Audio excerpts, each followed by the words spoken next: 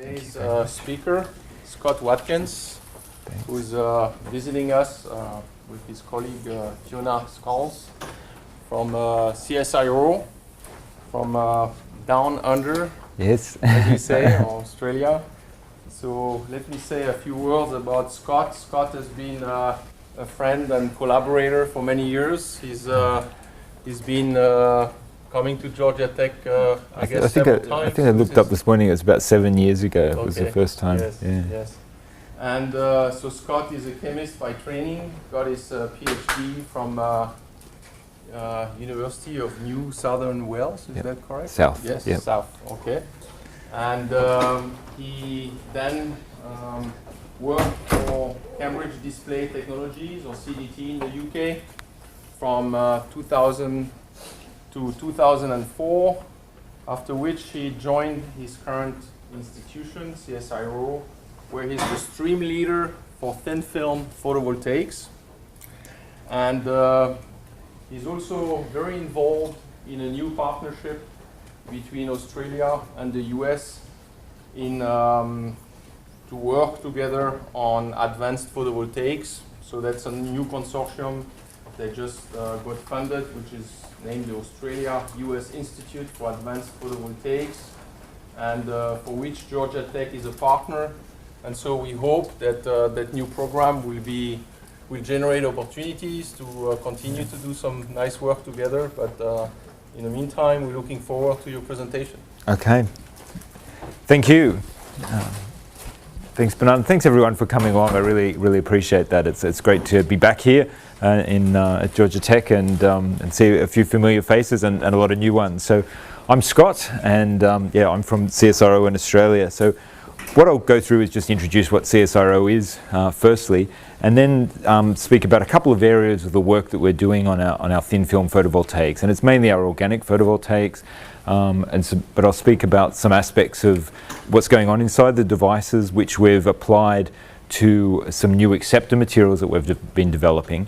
But then I'll also go through what we've been doing about printing and a large-scale deposition of these materials, and finally just talk a little bit about our nanoparticle solar cell work at the end. So CSIRO, we're the government labs in Australia, and key to this is that we're the scientific and industrial research organisation, so we're an applied research agency. We have about 6,500 people spread across Australia, and we work on all different sorts of technologies for a whole variety of different industries. So a budget of about $1 billion a year, about 60% of that comes directly from the government, the rest through either competitive funding or working in collaboration with industry. So Fiona and myself are based down in Melbourne, down in the south of Australia, and that's probably our second biggest site. We're co-located with Monash University, which is one of the large teaching universities in Australia. And so we have a lot of interactions with them and all of the universities in Australia that are working in this area. These are the broad areas that CSIRO works in. So we have a range of different divisions of people. So our division is material science and engineering. That's basically the chemistry, material science, physics and biology sort of parts of CSIRO. But we've got people that work across all of these different spaces. Some of the things that we've been responsible for, so CSIRO is about 90 years old now, and we've developed a number of technologies which are in widespread use in Australia and around the world. Probably the wireless LAN has been our most profitable discovery, in that the protocols that use wireless LAN, so in all our Wi-Fi devices, was developed as part of our radio astronomy work, and that went on to become the standards for Wi-Fi connectivity. So every device that you buy that has a Wi-Fi chip in it, a little bit of that comes back to Australia and has been reinvested in research there. So that's certainly been quite big. And the other thing that's really relevant on here is our polymer banknotes. So we've had polymer banknotes in Australia for about 25 years now, and CSIRO developed the technology to be able to make those substrates. And I'll mention that a few times because we've built on that history of depositing materials on plastics throughout the research that I'll speak about. So we work with a lot of different companies within Australia, but also some big multinational ones. So we've had a very long history, for example, of working with both Boeing and GE here in the US. but a huge number of small and medium enterprises in Australia. And the sort of path to impact for our technology is either through licensing it into existing companies or startup companies that we might take a holding in and then divest that over time. So there's a variety of different ways that we work with companies, but the key point is that we're about doing applied research to bring benefit in Australia. So the work that I'm going to speak about today, I'm just the person that's standing up here talking about it, but there's a huge team of people behind me that have been responsible for this. And so my colleagues that are listed on here, Kevin, Pete, Gavin and Ying have really been responsible for the materials that I'll talk about. Mainly, we've got one of the team who's been looking at some aspects of the modelling. Brenda and Fiona here have done most of the device work and analysis that I'll speak about, and Jacek Jesenyak leads our nanoparticle work with a growing team now. And I put this up here about Fiona, who's sitting down here in the front. Fiona's actually been with CSIRO a bit longer than me, and has a background in surface science and has brought a whole range of different capabilities and techniques to what we're doing in the organic photovoltaics. I can skip over the introduction to sort of flexible electronics, but broadly we look at some OLEDs, OPVs and transistors. And just to give you a sense of what we do in the lab, we've got synthesis capabilities that look at combinatorial type approaches, parallel approaches sort of thing, right up to very large scale facilities. So we've got 500 litre reactors that can do big scale up. And we did take one of our small molecule materials a few years ago up to a kilogram scale to sort of show that we could use that facility. In the analysis, we've got a range of different characterization tools that are available to us, and we're co-located with the Australian synchrotron just down the road there. So we've increasingly been using that for some of our thin film analysis work. The device fabrication, we've got a range of different systems for doing that. A similar system to what Bernard's got upstairs, but Bernard's got a few more sources than we have in your Angstrom system. So, but in the clean room, is mainly devoted to our OLED work, and I won't sort of speak about that in detail at the moment. But this is just highlighting, I guess, what we've done over the last couple of years in the OLEDs, and that's really been developing a new blue emitting material that's performing very well. And that's a long-term collaboration with Idemitsu Kosan, a Japanese petrochemical company. And so in developing that material, they're a supplier into the major display manufacturers, and that continues to be a big focus for us as the materials and the host materials. So putting all this together, we've sort of got the capability to go from this small scale synthesis through to analysis and characterization, and also some really large scale printing, which I'll get onto as we sort of go through the talk. So I want to now turn to solar power, and the main focus of what we want to talk about. And I always like to put this up to sort of accept responsibility for this on behalf of the country. We are the dirtiest country in the world when it comes to power production, and therefore my personal view is that it's incumbent on us to address that. Most of Australia's electricity comes from coal, and particularly brown coal that's very low density, low energy density. So this is why we should be doing it, and we also should be doing it because it's a pretty sunny place, and we have to recognize that there's other energy forms other than things we can dig out of the ground. And this map shows that of all the places in the world, Australia's pretty much the sunniest place. So again, it makes sense to do solar power in Australia. And this is showing irradiation at ground level. So kind of places like South America, there's more higher mountains and more cloud cover and things. So this is a photo of my house in Melbourne, where I'm doing my little bit to try and do it. But I was on holidays a little while ago in one of the sunnier parts in Australia, and saw this one, and they've made a bit more of an effort than me in putting like 160 panels all over their house. So that's what we're hoping to get to. So to go on to into details now, as Bernard mentioned at the start, we're involved in a couple of different consortia. The first one, and this is what has been responsible for most of the research that I'll talk about, is within Victoria.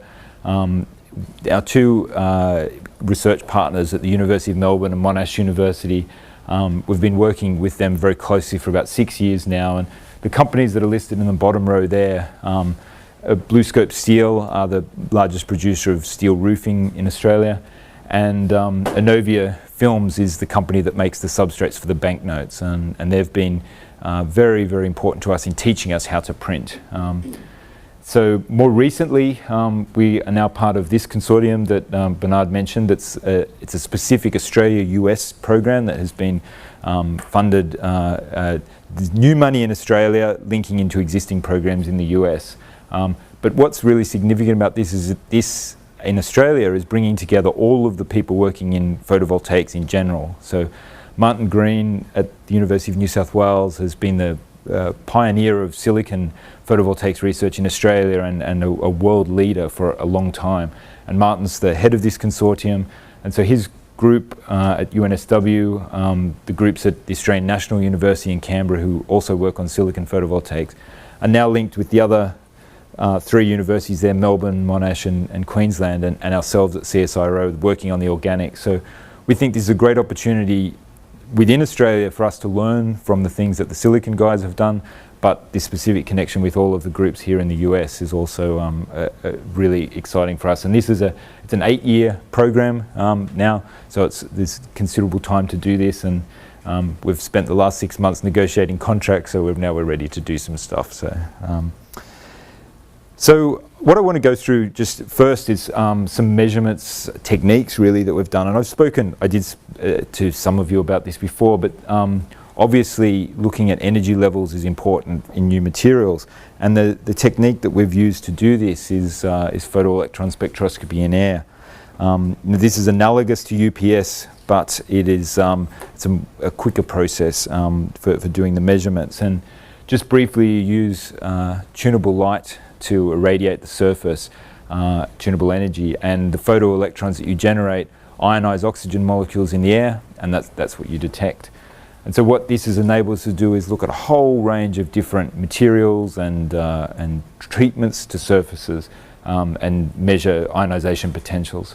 So just a couple of examples here about things that we have done with it. This is showing the work function of ITO on the left, so that's the measurement that we do after we have done a simple as prepared, and then we're doing an ozone treatment, and so we can see on the right where we can shift the work function up to sort of above 5.4, and that persists over time. So that's a very simple measurement that we can do.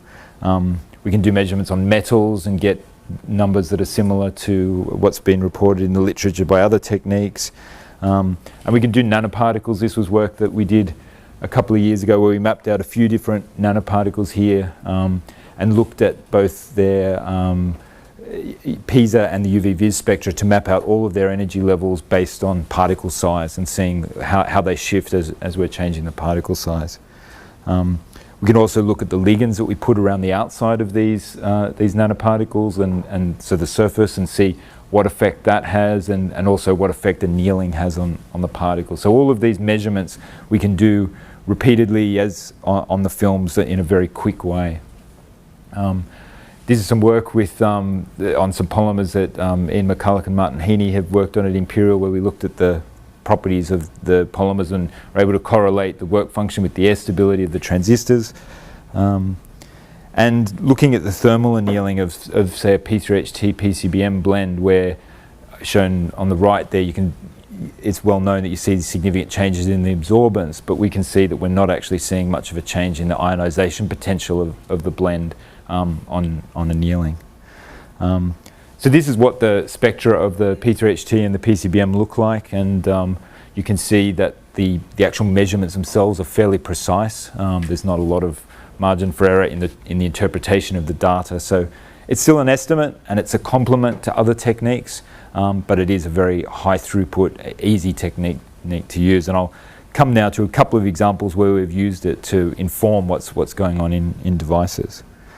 But one aspect that we've looked at a little bit recently of it is the light intensity, and whether or not it's how much of the surface we're looking at versus the bulk. So this is looking at a film of polythiophene and applying different energy of the light to it. And we can see that within error we're getting essentially the same value. So we're not seeing any charging effects, by using a higher intensity light, and we're also not seemingly going any deeper. But to look at that in detail, what we did was took one of the organic semiconductors that we've been working on, and I'll come back to this material a few times.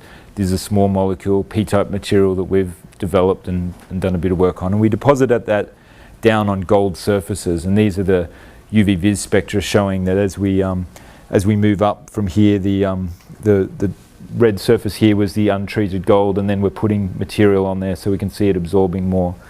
But if we take those films and look at the bare gold or the thick layer of the dibenzochrysene, we can see they give two different distinct spectra in the PESA. So the ionization potential is very different. But if we look on the right here now at a very thin layer of the dibenzochrysene on gold, we can see that the curve's actually got quite an inflection point. So we can see two different parts to it, and they pretty much correspond with the gold and the dibenzochrysene. So in that case, where we've only put down 10 nanometers of the dibenzochrysene, we are actually seeing a signal that corresponds to both materials. Now, that could be incomplete coverage, or it could be seeing through the surface, but for whatever reason, we're seeing both there. But once we go to about 20 nanometers, we see no evidence of any of the gold anymore. So this is now the 20 nanometer film, and we're using different light intensities, and there's no change. So we're just seeing what's on the surface. So this is giving us evidence that this technique really is just looking at the top level of the devices, of the films, and that in most of the examples that we're looking at is the important part and what we really want to look at. So that's it there. So now I want to go on to what's going on inside some of our layers. And when people look at bulk heterojunction devices, there's obviously been a lot of work about what's happening at the interface between two materials and how we understand that and what effect that has on the device performance. But within the individual domains of the two different materials, there's also a lot happening, and you have to consider that can change depending on your deposition conditions. And this work, Fiona's led a lot of this and with a number of our team. And so what we did was take this dibenzochrysene material that I introduced earlier, this P-type material, and we had looked at this in a bilayer device where we use it with C60 as the N-type material here. Now, what's interesting was that this material, we can deposit it by spin coating or by evaporation. So we can look at different deposition conditions for the same material, and we can keep everything else about the device the same. So to sort of show it more clearly, we take our device structure and we put down our P dot, and then we put down either the dibenzochrysene by spin coating or evaporating, and then process the rest of the device in parallel under exactly the same conditions at the same time. So the only thing we're changing is the deposition conditions. What we saw straight away was there's a very big difference in the performance of these devices. So the efficiency of the evaporated device is about 50% higher than the spin-coated one. Now, we'd made a lot of these and the reproducibility was pretty good, and so this data is pretty solid, and the big difference is the voltage. So we're seeing in the evaporated devices an open circuit voltage of about 0.8 volts, but in the solution processing 0.64. So the first thing that suggested was there's something different about the energy levels here. And so to look at that, we went back to the PESA measurements that I introduced. And so we looked at the two films deposited by evaporation or spin coating, and there is a difference. And the difference is reproducible, and the precision's quite high. We did a whole lot of repeat measurements on multiple samples to get this data. And the difference and the sort of a direction of the shift is consistent with the larger VOC for the evaporated devices.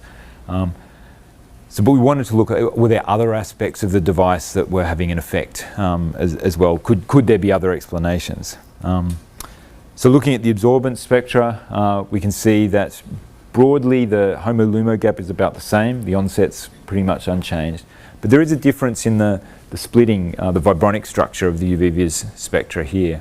So we can see that shape difference in the position of the peaks, and that is related to the intermolecular angle of the molecules, or the distance, the way that they approach each other. So therefore this difference in deposition conditions is changing the way that those molecules approach each other. Now, Fiona did this work with the FIB-FCM, and we can see that we're building up the layers here. But what we wanted to really know was, is there intermixing of these layers? The resolution on here is not really telling us at a molecular level if we're seeing some material penetrating into the films. So to do that, we spent about four days at the nuclear reactor in Australia, where we were doing some neutron and X-ray reflectivity measurements.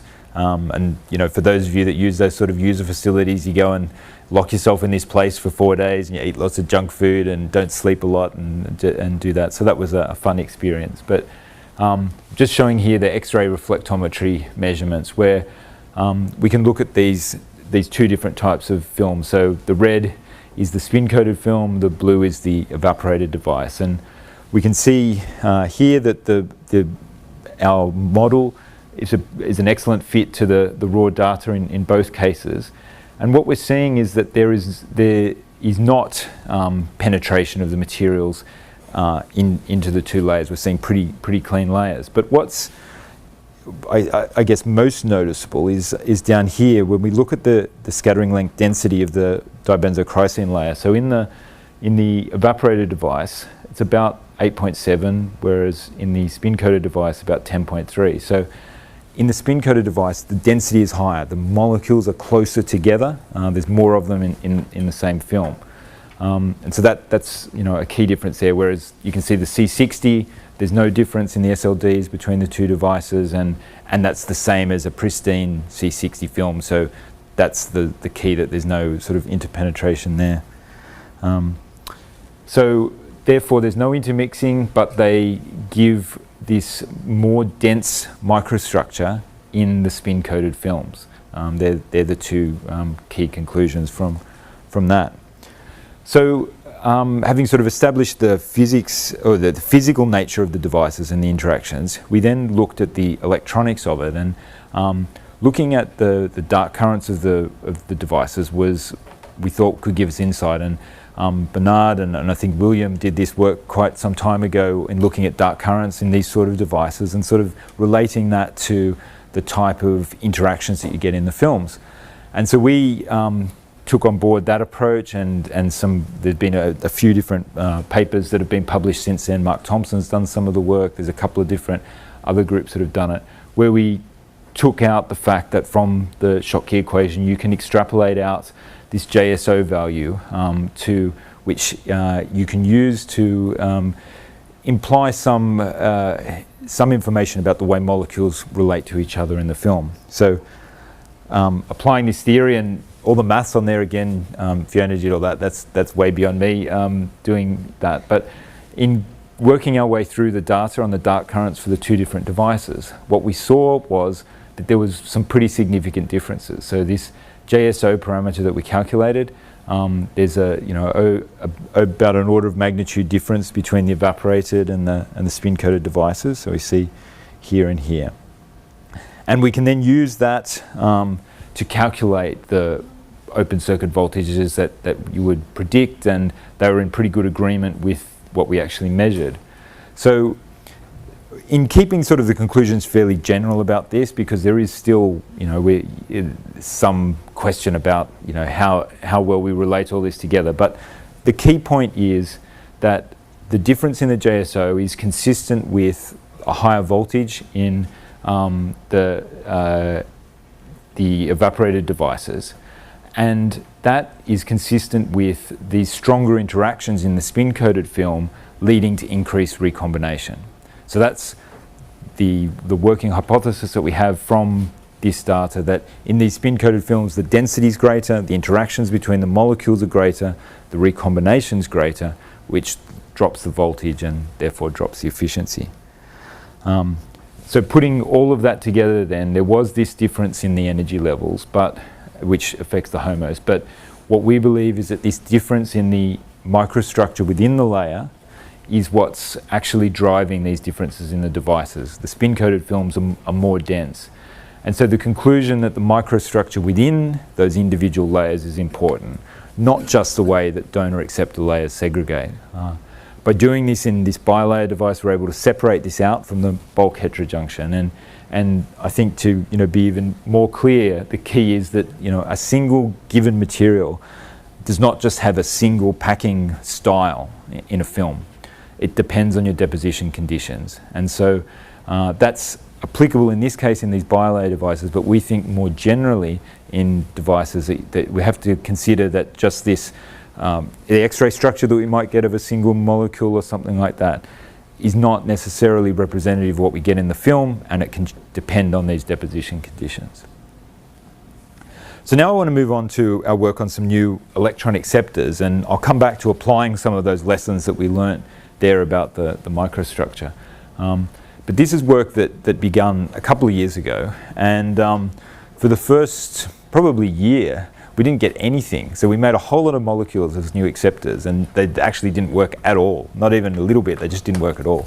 And so it's a tough area, this. There's a lot of good reasons for looking at molecules other than fullerenes, but it can be, it's really hard to predict. Some of the motivation is here, and I guess this is a list more recently of some of the materials that people have come up with that are alternatives to fullerenes.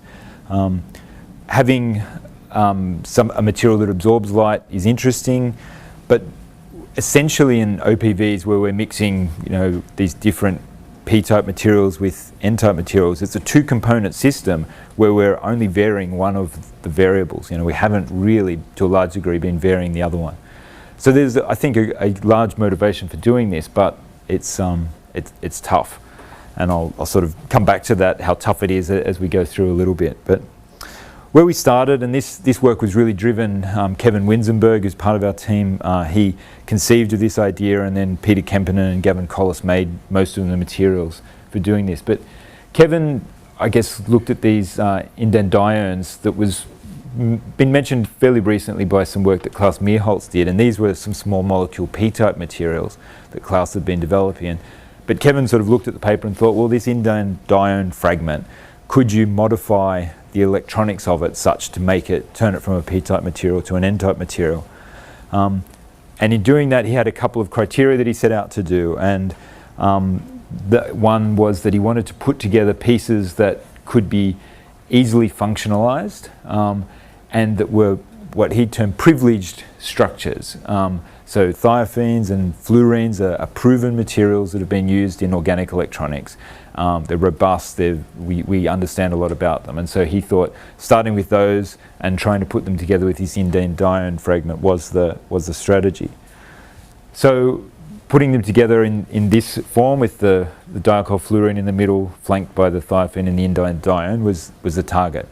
And in doing all of this N-type work, we worked really closely with Ant Billick, who I mentioned at the start has done some of our calculations. And Ant would do some homolumo estimates based on their calculations. And we actually only made the materials that had energy levels that were about the same as PCBM. So we did a lot more work on paper than we did in the lab. This was where we started from. We thought, okay, we'll make that molecule. One interesting thing that came out of the calculations for this was that in this particular molecule, the LUMO in the calculations is delocalized over the whole molecule. That was something different from some of the other materials. We're not really sure whether or not that's important, but it was notable. So we went through and developed the synthesis for this, and starting with the bisporonate there of the fluorine, we added the thiophenes via the aldehyde and did the Novanagle condensation to put the indandiones on the end. Tried a few different derivatives, but the two that I'll talk about in detail is the dioctyl one and the diethylhexyl derivative there. So F8 IDT here has the octyl chains, and the FEH has the hexyl chains.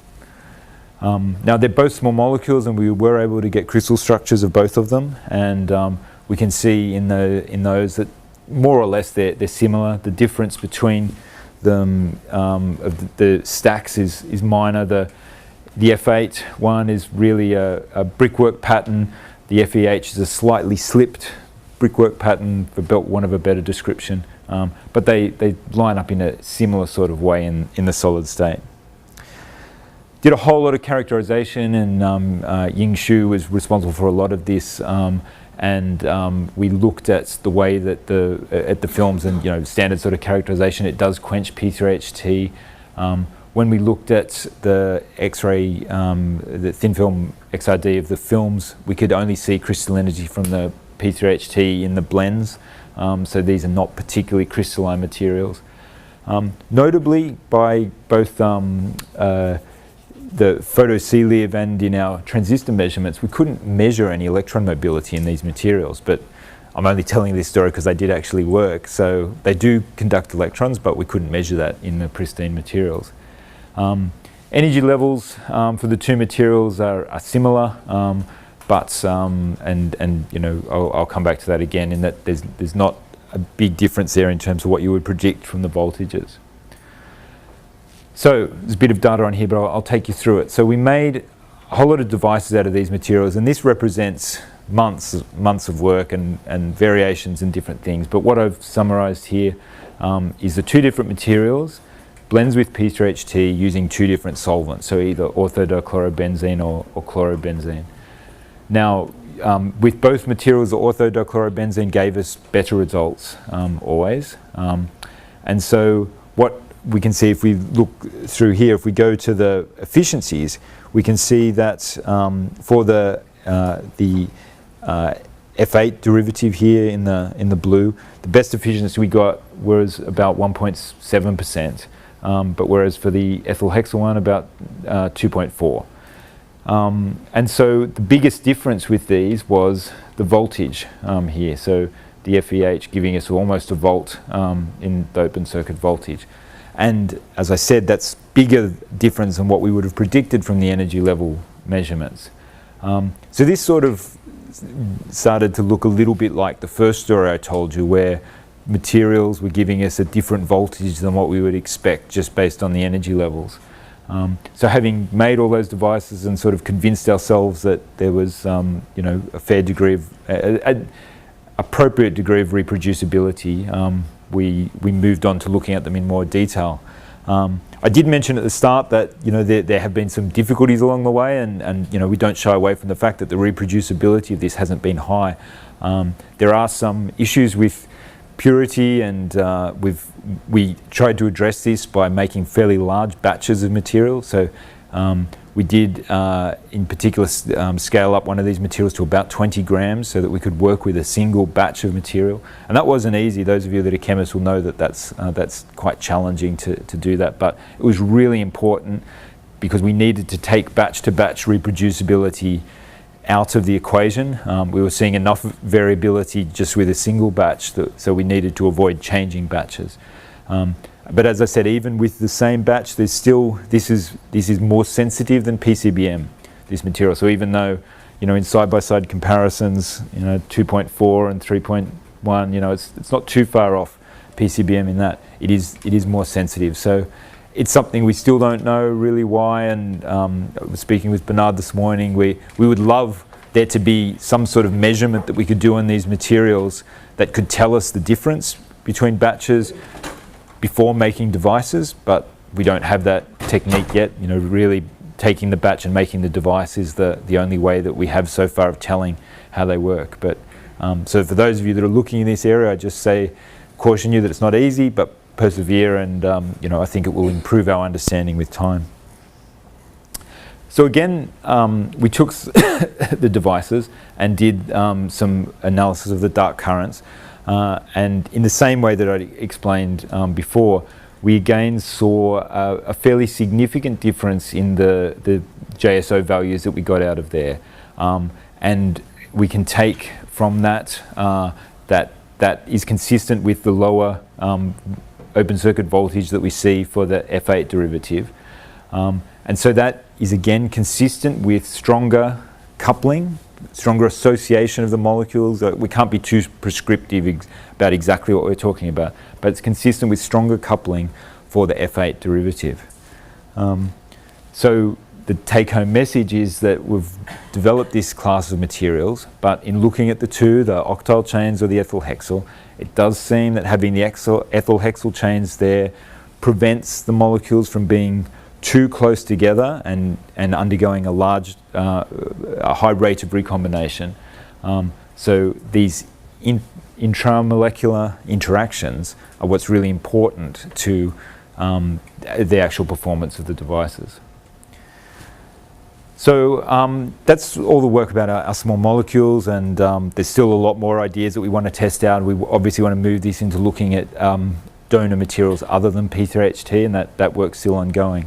In parallel with this, we have also been doing a lot of work on new polymers, and we're just about to be able to write this up and finish it off, so I'm not going to talk about it in great detail, but it has gone very well in the last couple of years, and we have developed a couple of systems that are working really well. And these are some donor acceptor type polymers that we've done, and our colleague Ming Chen, who's actually moved on now, and Tianxi Qin, who works with us now, have been key in working through a number of these different materials. But what I'm showing over here on the right is this donor acceptor polymer that we've made. So it's this dithionobenzene benzothiodiazole copolymer. And we worked on this for a while. The first devices that we made out of that gave about 3% efficiency. But just by working on the material, working on the processing, we've now got this up to 8.6% now that we're showing down here.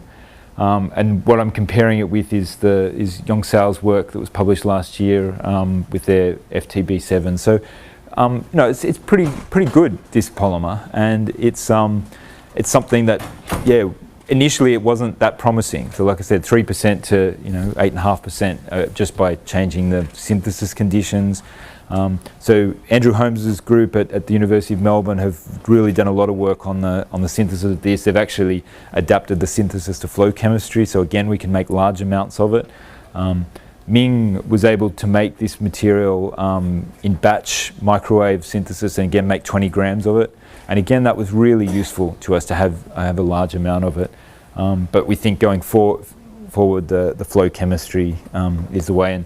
And Jeg Subaya it was actually the one who's made all of these devices as part of the VICOS consortium that we've done there. So we have taken this material and printed it, not to these efficiencies obviously, but that's where we're going in the future.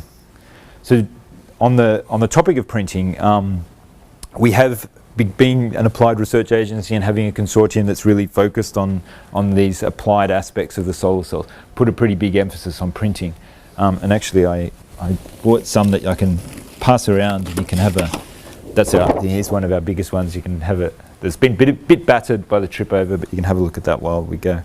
So for about 18 months now we've been printing devices, and we started off printing 10 centimetre by 10 centimetre devices. That's we could study in depth, and that's what we've done most of the work on. So most of the results I'll sort of talk about are on those 10 centimetre by 10 centimetre ones, and we've got them up to an efficiency of about 2.2% now when we use the best ITO. It's really dependent on the ITO, and the better the ITO, the more expensive it is. So it's sort of a balance at the moment because we're not buying a lot of it, but we have printed a lot of these materials, and the real focus of it is going big. And this is a photo of our big printer now that we took delivery of a couple of months ago, and this is the final stage of the printing. And what this is a dual head screen printer that we can use to put down PEDOT and silver, and the bits in the middle here, the 3 boxes here and the 3 boxes here are drying stages where we can either pump hot air, or they've got infrared elements in there depending on the material for drying things. And so we can use that to put down the top layers of the materials after we've used the 2 other printers that we have to put down the other layers. And this can go up to about 30 meters a minute. We haven't gone anywhere near those speeds yet because that's pretty expensive, but that's the one that we've done that one on. And the aim for us really about this is, Australia's a pretty small economy compared with the US, and so the number of SMEs that we work with is limited. So we're trying to go as far as we can to de-risk this as a manufacturing technology. There's no one in Australia who would invest in doing this from scratch, so we feel that by us sort of taking this down and looking at the development of the actual mechanics of the printing part of it, we can hopefully try and help them that final stage to actually putting it into a device. And the model we would see is that people that we work with, both academically and commercially, would be able to use this equipment. We're not printing on this every day. It's way too expensive for us to do that constantly, so we have plenty of capacity to do that. And so even speaking this morning, I definitely think there are opportunities for some of the work that's been coming out of here for us to translate this across to some of the printing work that we've been doing, and try and address some of the things that outstanding questions. So I've just now got a little video that sort of shows some of what goes on in the lab and some of the printing work, and I'll just sort of talk you through this. So the first up is the printer that we had that makes the 10 centimetre wide devices, and so this just sits in a fume cupboard in the lab, so it's all done in air, and we just print the PDOT or P3HT PCBM layers down. And we got together the most handsome men we could find in CSIRO for this shot. So it's poor Fiona. And we made lots and lots of devices, and we can wire them up in different ways, and we've put a pretty big emphasis on making little demonstrators that people can hold with their hands and stuff, giving them to the government to say, oh, you gave us lots of money and here's a little solar cell back for it. But we did a lot of testing outside as well, and so this setup here is our outdoor testing unit. We can monitor the absolute irradiance, temperature, performance of the devices under all different orientations. Got an environment chamber where we can do humidity and temperature tests, and so feed all that data back into things. This is Shannon showing some of the devices, and so then, as I said, we moved to doing it on a larger scale. So we took delivery of the second printer, which is shown here, and this can now print the 30 centimetre wide reels, and that's we can then take the reels off the end of that and put that on the end of the really big one that I talked you through at the start. We think we've come a long way in the last couple of years, and it's been a pretty fascinating journey. And what I said at the start about the work that we did on the banknotes and the work that we've continued to do is really important to this, because we couldn't have done it without that work. We couldn't have done it without people who genuinely were printers, helping us make decisions about which printing techniques we would use. So we're mainly using reverse gravure printing as our technique, and a little bit of slot die, but we really think that reverse gravure is a more versatile technique than slot die. So Innovia Security have been invaluable in teaching us how to print. So this chart here just shows our sort of printing performance up to, I guess, the end of last year. And the peaks correspond to the efficiency. These are our 10 centimetre by 10 centimetre devices. And then the tails are how long they lasted. And so you can see back in 2011, we weren't doing very well at all, and they weren't lasting very long. But gradually, and this is putting a whole lot of factors together, so there's multiple things that are contributing to this, but gradually up to, as I said at the start, we've probably gone a little bit higher than that now, a little bit over 2%. In terms of the lifetime now, the shelf life of the devices that we made on the 10 centimetre by 10 centimetre is pretty stable out to a bit over a year. But that's devices that we made a year ago. So I think the ones we're making today are probably a bit better than that. But we're yet to find a way to accelerate that testing, so it's just real time at the moment. But that's been our journey with the printing.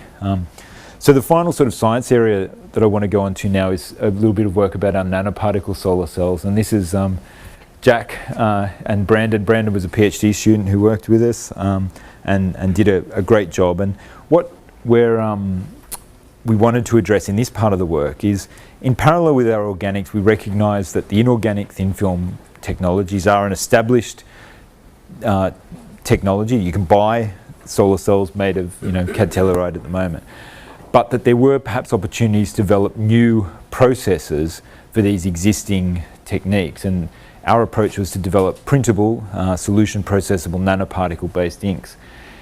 We started out looking at cad telluride, because that was a system we thought we could get a bit more insight into. We've now moved into both SIGS and CZTS work and developed particles for all of them. So the approach that Jack came up with the CAD Telluride was to develop these CAD Telluride nanoparticles and then use a layer-by-layer deposition process to put them down. Now you need to do this because if you try and put down a single layer of the nanoparticles and then anneal them, it just cracks and you get shorting and the devices don't work. But by doing this layer-by-layer approach, and so the device structure is ITO, CAD Telluride, zinc oxide, we can get devices that don't short and that work very well. What's going on inside this process is that we're taking nanoparticles that we're making that are about 4 nanometers in diameter to start with, and they've got ligands on the outside, putting them down, and then we do a dip coating process where in CAD chloride that washes off those ligands, and then an annealing process at about 350 degrees. And that drives off the ligands and causes the particles to knit together and sinter, and then we put another layer on top. Now that process going through sinters all of the materials together, and what you end up with is you've taken 4 nanometer particles and turned them into 70 nanometer crystals. And at that size, they have pretty much the same properties as bulk cadmium telluride. But the total thickness of our devices are only about 500 nanometers. So this is significantly thinner than the 3 micron devices that people make by closed space sublimation. So not only is it a more simple deposition process, so it's just spin coating and it's all done in air, but it's also using significantly less material than what's currently done.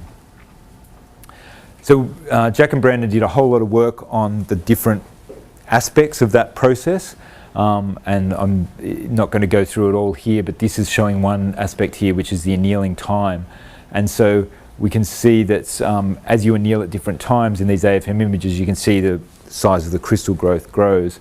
And what we found was that around about a minute for the annealing this is at 350 degrees, about a minute was the optimum. So it's a pretty quick annealing process. From a processing point of view, we're now looking at doing flash annealing that's compatible with a continuous process. But we think a minute's pretty good to be able to do this.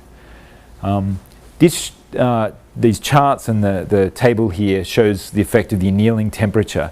And what, I guess, cutting straight to the efficiencies, the best efficiencies on this chart is about 7%, and we're getting that at 350 degrees. So we can see that at different annealing temperatures, we are again getting different sizes of the crystals here. And so this 350 degrees at the 70 nanometer size is the optimum.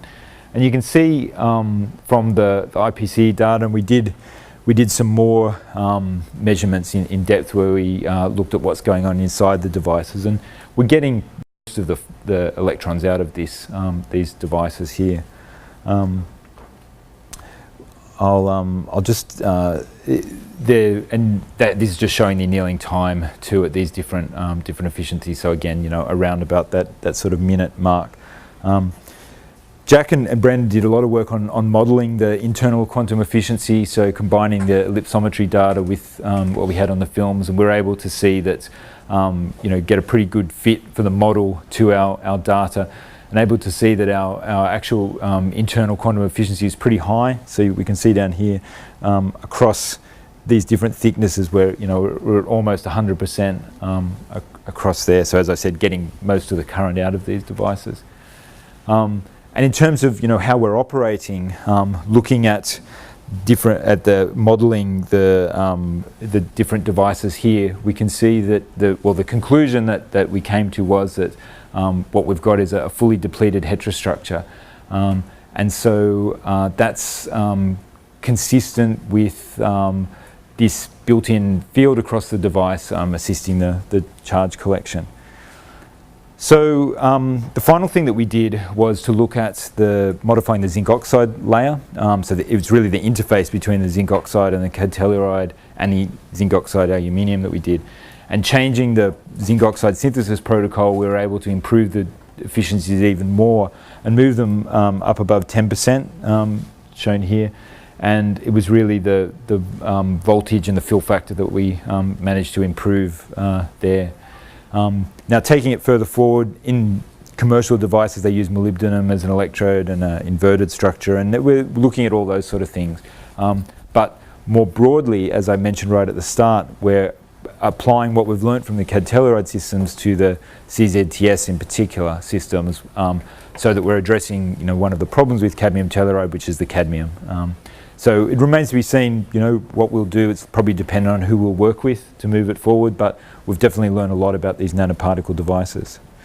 Now just quickly on the applications of all of the technologies in general, I guess this is probably familiar with the thinking here and in other places, but we're talking with a range of different partners about some different applications, short through to long term. And I think some of the more promising things are the really short-term things that we're talking about in advertising or indoor type applications, where we're somewhat optimistic that we might be able to see some actual products come out of the things that we're doing in the relative future.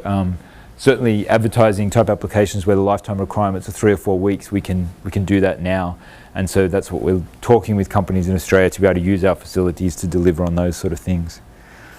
I mentioned at the start the team that we have, and this is just showing a photo of the larger flexible electronics group. So this is the OPV and OLED people here, and I'm very fortunate that I get to work with people from all around the world. It's a pretty diverse group. As you can see, there's only a couple of people in the group that grew up in Australia, and we've benefited also from a number of people coming to us from industry.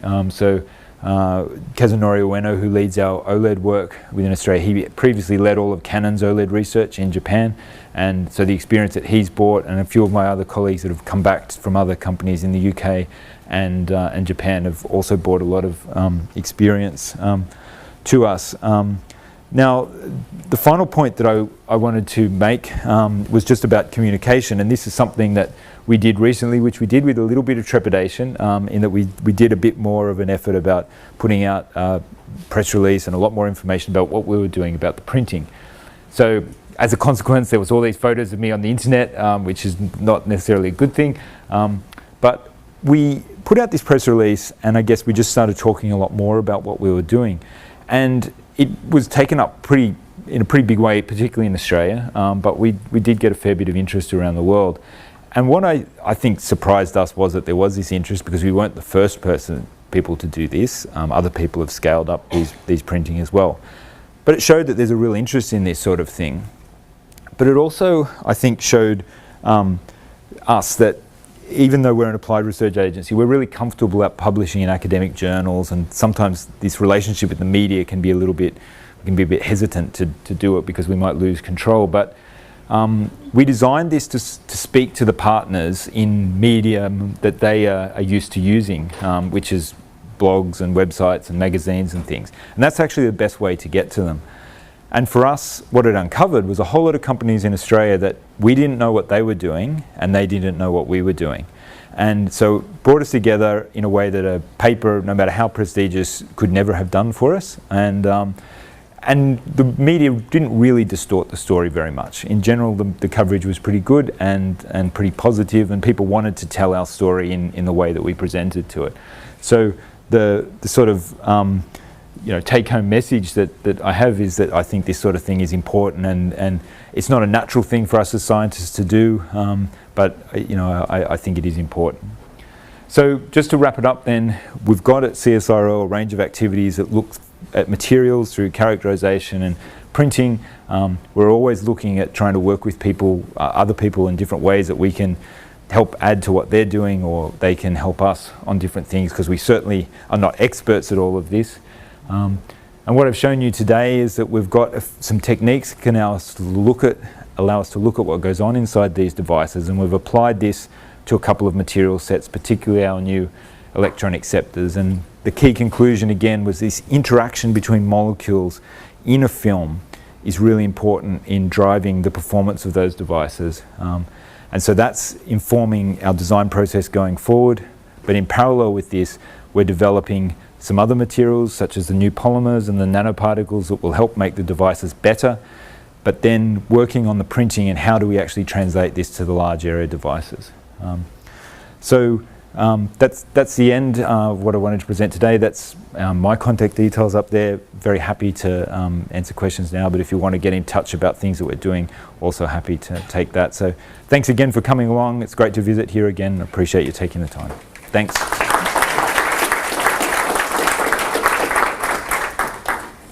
Thank you, Scott, very much. A great Thank talk, you. a lot of energy. Especially remember Scott and Fiona spent something like 20 hours on an airplane yesterday and got just a few hours of sleep, so very nice job. Thank We you. have time for a few questions. Seth? So in your new acceptor, it's an indane, dione, thiophene, fluorine. You didn't give us a spectrum, but I would imagine, just based on my gut feeling, the color is orange-red. Yeah, Okay. I think there was a. Did my DFT calculation. Yeah, there's the UVVs. Yeah. So, you did show it, okay. So, the place where you suffered, it looks like most was in your current. Mm, The yeah. current was like a third of the P3HT. The Yeah. voltage looked quite good. Yeah. And I'm just wondering if you had room in terms of the HOMO energy, moving it up a bit, Yeah. such that you could actually make that a somewhat better donor with a polymer that was deeper Yeah. and really improve your current. Yeah. I mean, that's exactly where we're falling down, and that's exactly what we have to do. So, Okay. yeah. Any other questions? Slava?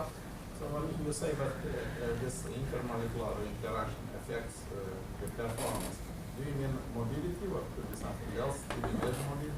Yeah, we've done a lot of mobility measurements, but where we've more seen it out is this rate of recombination, that's where it's having an effect. Most of these materials are pretty low mobility, so like I said with these, we can't. Recombination would happen at where you have donor acceptor, not can happen in the bulk. That's true, but it's the way that the molecules interact at that donor acceptor interface is sort of a function of how the materials sort of line up like that. The mobility is an interesting one because we haven't, we put a lot of effort on photo C-Live, but we haven't seen a really strong correlation between the measurements that we get from mobilities and device performance. It's still, other people have clearly by different techniques, but especially with these materials where we can't actually measure a mobility. I mean, they have to transport charges. The devices are working pretty well, but we don't. So yeah.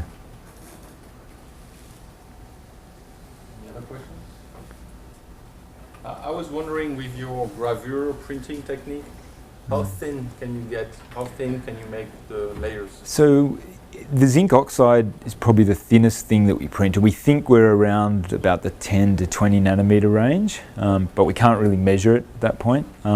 There's no limit to really how thin we can go. It's you can just make the solution more dilute. Suffer in uniformity or pinholes or defects if you get into that You might, but we would need a material that we can measure to be able to tell that for sure. But it is a very proven. It's a proven technique, coating technique, and there's not a lot that can go wrong with it once you get the solution down. So, right. Yeah. Any other questions? Well, if not, let's thank Scott one more time for a great presentation.